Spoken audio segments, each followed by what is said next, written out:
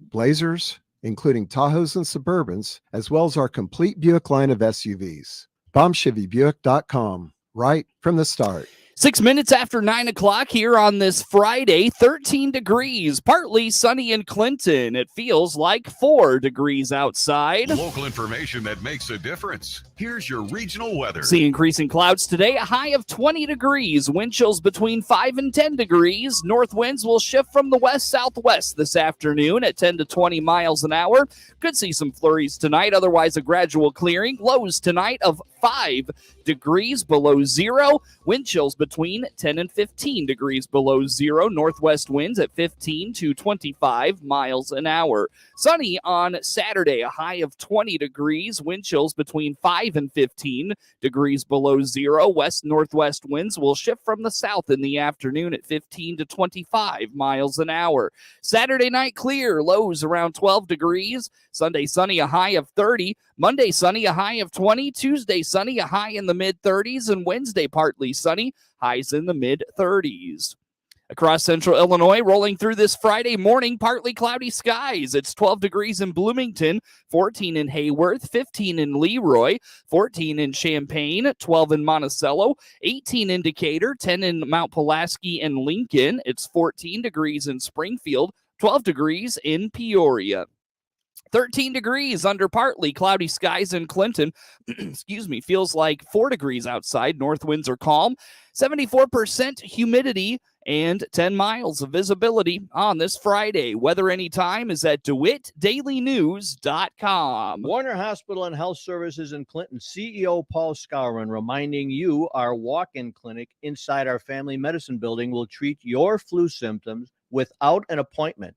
Find out more by clicking our icon at DewittDailyNews.com. ServPro of Piatt DeWitt counties can make your emergency or disaster like it never even happened. Find out all the services ServPro of Piatt DeWitt counties provides by clicking their icon at DewittDailyNews.com. Shop local first.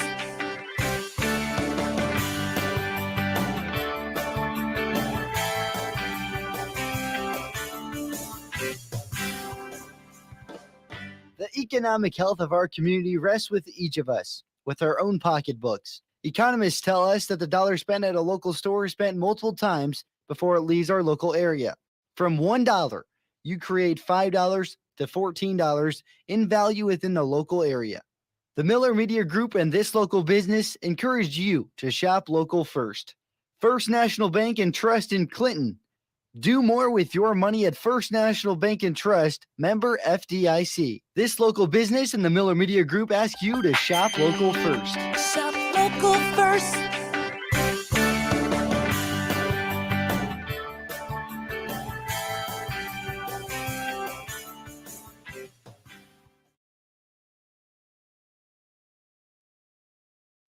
You're listening to The Morning Show on the Big 1520 across central Illinois. WHOW. Top of the morning. Thanks for being with us. I'm your host today, Seth Lawrence. My guest in studio is Acting Captain of Department of Natural Resources Conservation Police, John Williamson.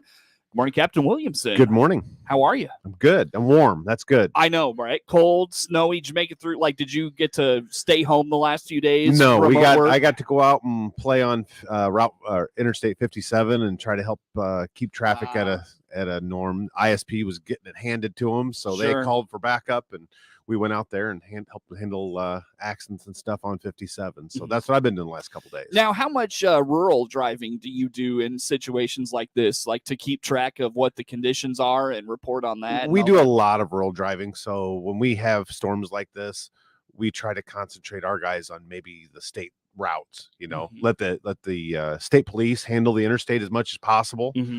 We handle the state routes for them, try to make sure people are, we're in full public service mode at that point. Right. We're just want to keep people warm, keep people safe. And then like when yesterday happens, when there's just so many accidents, so many things going on in the interstates, we get called out there to help them on the interstates. Could you believe how many people were out yesterday? No, actually it wasn't, it was kind of funny. I've been staying on the state routes outside of town and it wasn't bad. Yeah, that's what Sheriff said. It wasn't bad. But you got in town and everybody was bebop around Clinton. We went, and then when we went over to help on 57, we kind of cut through Champaign and we got 2 people off of 150 and in town, and one person off Route 10 that was stuck, and it was busy in Champaign. So Yeah. they thought they could move around there, and they ended up getting stuck places. Uh-oh. That's not good. Nope, just the way it is. What have you seen this morning as you're out and about? The radio traffic is down quite a bit, but there's 50 vehicles stuck between here and Champaign on 74 that they're going to have to, now that they get the roads cleared up enough that they can start pulling those. But a lot of them are semis, so they aren't pulling a lot out of the ditches yet, just because the safety factor of the roads are still in bad shape. I see. Gotcha. Well, John, let's talk a little bit. Of course, winter months for DNR. The hunting seasons are pretty well subsided for the year. Right. The folks aren't very active in terms of outdoors. Right. So what keeps you busy this time of year? Other Other than when some snowstorms arise and you're Yeah. directing traffic all over the place. It used to seem like we'd have a little bit of a slow time, get past January, February, March, maybe a little slower, but it just doesn't seem like we have that anymore. So we're busy. We've got crappie fishing on Clinton Lake. Through the middle of February, we have rabbit season and squirrel season still going on. So there's still people hunting a little bit. And then till March 15th, you can still night hunt coyotes. So we're still dealing with some of that stuff right now, but it's just, as soon as it warms up a little bit, our parks get busy and we start the process all over again for the spring. Yeah, for sure. Ice fishing is probably real popular this year with how cold it's been. Yeah, it sure is. There's only a few years that you can get on Clinton Lake and really ice fish. This is one of those years, especially with the -5 temperatures for tomorrow. There's going to be a few more little places that people will get on Clinton Lake to ice fish, but probably more popular is Weldon Springs. And we have, as of, it was about a week and a half, 2 weeks ago, there was 6 to 8 inches of ice. So there's probably 10 to 12 inches of ice now. Yeah. So plenty of ice. People are Wow. catching fish out there.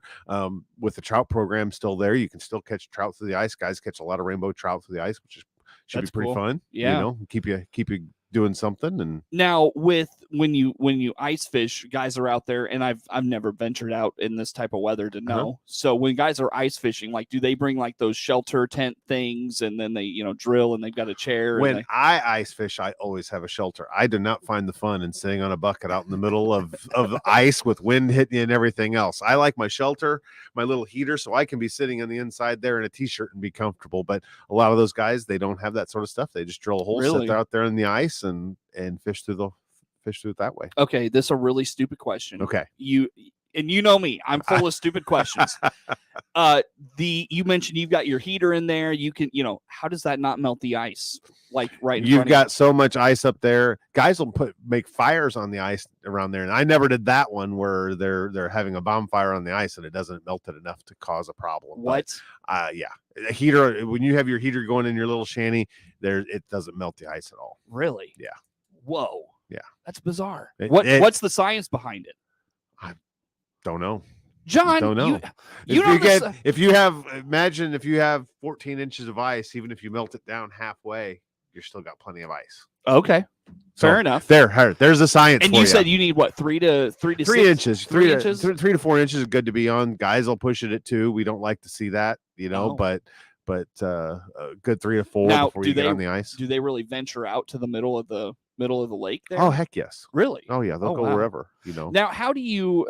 Again, I'm just full of stupid questions. How do you know what the thickness of the ice is as you continue to venture out? Like, how do you know what they should be doing is drilling holes as they go. Okay. Drill a hole, see, yep, that's good ice. Go another 10, 20 feet, drill a hole. Then you can tell where the ice is thick enough and that you can keep going. I see. Gotcha. And that's one of the big things, Weldon Springs is appropriately a name. There's quite a few springs in there.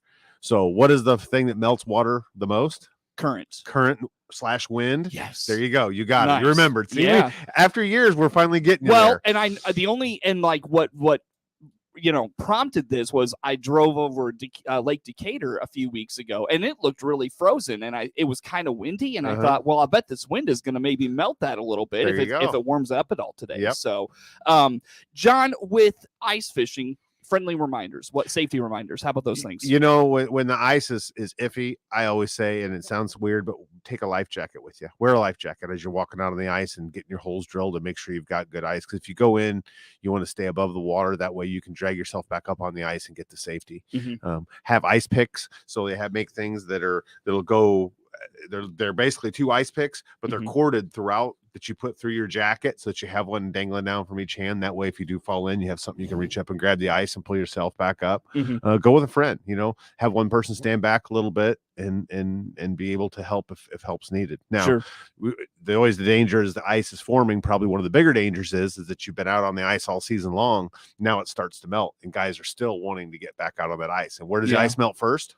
The bottom, right? Well, where around the lake does it melt first? Oh, the edges, right? Next to shore. There you go. See, man, we've got you. You're on fire. Yeah, you are on fire. Give me a test when we're done here, John. That's what guys try to do, is that even though that ice starts melting, they start getting that separation from shore. They're jumping onto the ice to go out and fish. And we had that ice fishing accident in Dewitt County. Was it last year or year before? I think it was last year. Yeah. That's what happened. They had really melted ice near the shore, but still got out there, thought it was good. It was getting webby and weak at that point, and that's when we had the accident. So could it be like, say, well, I guess 50 degrees and still it'd probably melt the ice pretty quick. It would melt the ice, but if there's no wind and 50 degrees and there's 8 inches of ice, it's not going to melt much at all. Oh, no kidding. Yeah, it's going to take days of that kind of thing. I see. To get it. So, theoretically, and I don't know what the weather outlooks are anymore, but theoretically, you could ice fish into like what, March, April? In some places you go up in northern Minnesota, places like that. That's where you're going to get ice like that. But on those bigger lakes up there, there's so much wind and current that usually it starts breaking up long before that. And you may be thick enough, but it's breaking up because of wind and current. What can you catch on Clinton Lake and Weldon Springs? Like, what are your limits? We don't. There's no closed season in Illinois on any of the species. So whatever you catch during the spring is what you can catch there, during this time of the year. So, walleyes need to be 18 inches and 3 of them on Clinton Lake. Bass need to be, I believe it's 16 inches, crappies need to be 9 inches. You can keep 15 of those. And usually most people, when they're ice fishing, target panfish. So it's bluegills and crappies. There's no limit on the bluegills. Crappies, there's a 15 limit, minimum of 9 inches. Okay. Some guys will target walleyes and saugers. Like I would, if somebody was really good and targeted sauger on Weldon Springs, they could catch some really nice saugers. We've had a couple really nice fish caught off there. One gentleman thought maybe he was getting close to the state record, and it wasn't quite there, but it was a really nice fish. So there's some really nice saugers out at. Have you talked ice fishing with Jared on his show? Nope, I have not. You should. We talked a little bit about ice safety and sort of stuff. So, okay. All right. He's got people know a lot more about ice fishing on his show than I do. Oh, okay. Good deal. All righty. Well, John, I look at the clock. I can't believe it. Already time for a break. Did I miss anything ice fishing, the latest with Clinton Lake, Weldon Springs, anything other than ice fishing going on in our area? That's pretty much it as far as what we're dealing with, but just be really careful ice fishing wise. That's our biggest thing is safety, because you have an accident out there and it turns into a really bad day real quick. Has this season been better for ice fishing than say previous years, or since we've got the cold weather, it's stayed to where guys can ice fish. That's just it. It's just keeping the ice safe where people can get out. And for probably now 2 to 3 weeks, we've had good ice and guys have been able to ice fish. I see. Gotcha. Very good. Well, John, like I said, I look at the clock. Let's take a time out. John Williamson, DNR Conservation Police Acting Captain, our guest in studio. The WHOW Morning Show is brought to you by Peterson Insurance, your Pekin insurance agent in Clinton. Catch us live on Facebook Live and at our YouTube channel, WHOW TV. We've got more with Captain Williamson coming your way on the WHOW Morning Show.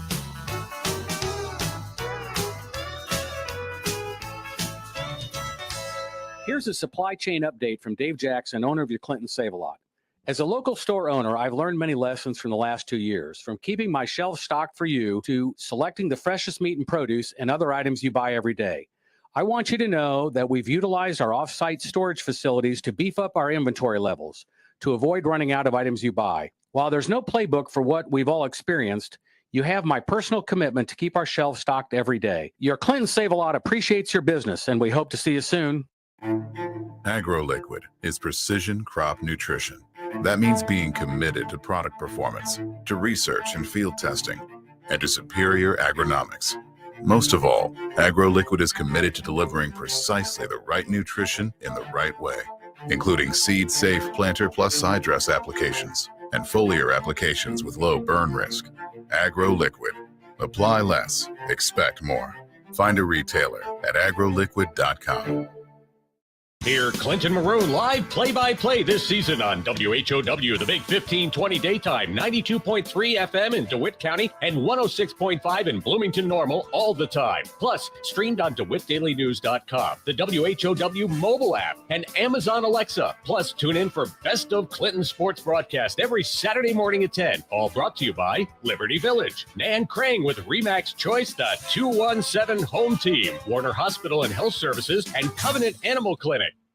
Hey, this is Todd Gleason from Illinois Extension here with a time change for our daily market report on WHOW. You can now catch our daily review of the commodity markets at 5:06 on all of WHOW's many platforms. You'll still hear all of our commodity analysts and weather professionals each afternoon, but at a brand new time. And you'll still hear the weekly wrap-up of the commodity markets right here on WHOW when Commodity Week airs Saturdays at 8:30 a.m. Remember the time change for the daily closing market report on WHOW at our new time, 5:06 p.m. weekdays.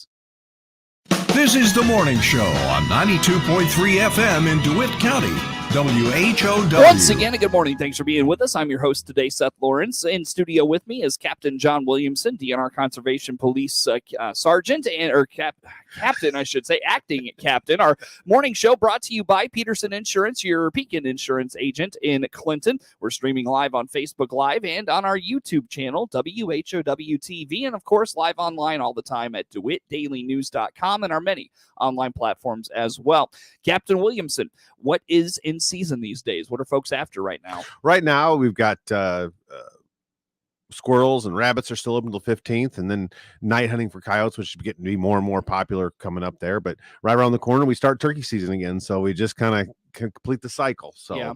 Now, how do you night hunt coyotes? Like, can you use a gun, or is it trapping? Nope, they can trap, but a lot of what kind of the new thing is using guns with special scopes on them that you can see at night. Oh, cool. So there's a couple different type ones, more like a quote, the true night vision that you would think of, that you can use, like you see in war games, infrared light, and that you can actually see what's going on. And they also use thermal scopes, which is kind of interesting if you've never seen something like that, and makes it interesting. But yep, it's kind of a popular new thing going on. So what they do is they set up in a field where coyotes might be, have a caller, and try to call the coyotes in. I see.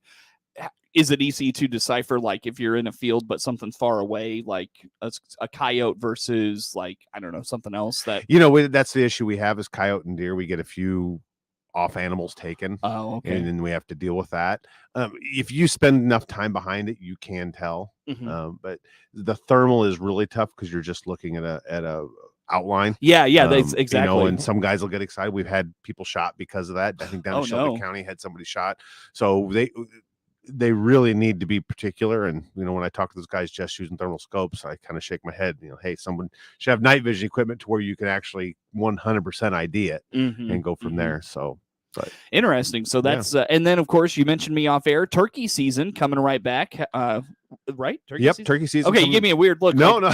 Like I had that wrong. I thought I remembered that right. Anyways, turkey season. Talk to me about that. Turkey season coming up. The UCs begin the end of March, and then we'll pick up into April is when the regular turkey season start. There's 5 different seasons you can get tags for. They've already been ordering tags. I think we're to the 3rd draw for tags for certain counties. It's just like deer hunting. You got to get a tag for the county, and that's coming right around the corner. Now I have to ask this question: you've done so well today. What colors do you don't want to wear when you're hunting wild turkeys? What's the colors? Red, white, and blue, right? Why is that?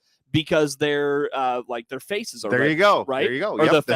The head on the turkey turns those colors on the male turkeys when he's gobbling and getting excited. Now, why? Like, you would think you're big and like and a person is big enough that a turkey wouldn't mistake that for another turkey, right? We're not worried about the turkey mistaking you. It's the other hunters out there that would see that red, white, or blue on you. Oh, that sort of thing. Okay, I see. That's where it is. And through the woods, you may only, you may be wearing a whole shirt, but they only may see a portion of it through the leaves, that sort of thing. Got it. Yep. Are like hunters that close in proximity to each other? They can be. So you use hen calls to attract the turkeys or bring them into where you can shoot them. So another hunter hears this thinking, oh, there's turkeys over there. I'm going to slip up and see if I can kill a turkey. And I hear the calls. That's how turkey hunters get shot. Oh, okay. Gotcha. Can you turkey hunt on Clinton Lake or Weldon Springs? At Clinton Lake, you can. There are permits there for the spring season so that you can hunt there. Weldon Spring, there's not. Are you allowed to set up again, just made of stupid questions today. Are you allowed to set up a tree stand on Clinton Lake or Weldon Springs, like for these various seasons? Weldon Springs does not have any hunting season, so there's nothing there. Clinton Lake, yes, you can carry this tree stand in, put it up, and then take it out with you. So yes, you can use those there. Are there portable tree stands like that? Yeah, oh, okay. Absolutely. You can, so hold it up to where you can carry on your back, walk out, put it up in the tree. When you leave, put it back on your back and walk to your car. You know what we need to do sometime? We need to go to Shields together, have you walk me through the hunting section and just have you show me everything and be like, okay, this is this is why you use this. You know, what we need to do is take you out with these actually in the woods and show you how they work. That would be fun too. That's what we need to do. All right. That sounds good too. That's a plan. That sounds good too. I like that idea. Yep. John, as we continue on here this morning, anything other than squirrel, rabbits, coyote, turkey season? That's pretty much for the hunting season, but you know, crappie fishing is always big on Clinton Lake, so we've got crappie fishermen on the lake is wherever the open water is, and having the hot water discharge there's always open water, so we always have the crappie fishermen we're checking, and as soon as that ice gets off the lake, the bass fishermen will be out there running hard too. So it rolls right into our spring. Our spring fishing just depends on weather. If it starts in February or if it starts in April, it just depends on the weather. Well, last check I was hearing it's supposed to be kind of a warm, wet spring. What does that mean for the lakes and the fishing season and such? It just means it'll get an earlier kickoff and there'll be a lot more people out there earlier on. All righty, very good. John, for the winter for you, like what's as you're like, do you drive around more? Is there more like behind the desk stuff you're doing? Like what's winter look like? We have a lot more behind the desk stuff. You know, we've got our inventories we do for all our equipment this time of year. We try to close out reports. We try to do training this time of year. So we've got a lot of guys in training being sent off because a lot of mandatory training we're trying to get done. So now, do you have to do the training of like a regular law enforcement official, like the continued education stuff? Yeah, absolutely. We're certified police officers, so yes, we have to do all the training that a normal police officer would do. So with the new cops bill, there's a lot more of that going to be going on. So we're going to spend a lot more time training. I see. Very good. So look forward to some of those things as you like a lot of agencies right now dealing with a shortage of officers. I know DNR's kind of dealt with that for many years. That's nothing new for us. We've always been short. We actually have a class it's in right now. So we're hiring a few. So it's going to help us out. We're actually in better shape than we've been in a long time. Oh, no kidding. Yeah. When a new class comes in, does that mean like veterans of say like up north or down south and they want to get back to central Illinois? Does that mean that's an opportunity for them to It sure does. What we do when those classes come out, we look at where our needs are of where we need to put people, and we'll come out with a list of counties that open up because we go by counties. Okay. So then guys can bid by seniority on whether they get to transfer at that time or not. So we've got some transfers out there waiting in the wind to get some people back home. So I see. Just waiting for this class to get out so they can transfer. How many DNR folks does Dewitt County need right now? Oh, we could use 4 or 5, but we've got 2 officers in the county, and then I live in the county, so we're really pretty good, probably where we're going to be for quite a while. Oh, okay, very good. All righty. Well, John, where do folks go to learn about all things DNR, the latest in seasons, regulations, safety information, all of that? idnr.illinois.gov will have all your information there, and if you have other questions, you need a phone number for, you can find those phone numbers there also. All righty, John, thanks for doing this with us. No problem. Good to see you as always. John Williamson, DNR Conservation Police acting captain in studio with us today. Again, the morning show brought to you by Peterson Insurance, your Pekin insurance agent in Clinton. Catch the morning show live on Facebook Live at our YouTube channel, WHOW TV, and of course, live online all the time at DewittDailyNews.com and our many online platforms as well, including the WHOW mobile app and Amazon Alexa. Network news on the way on the WHOW Morning Show.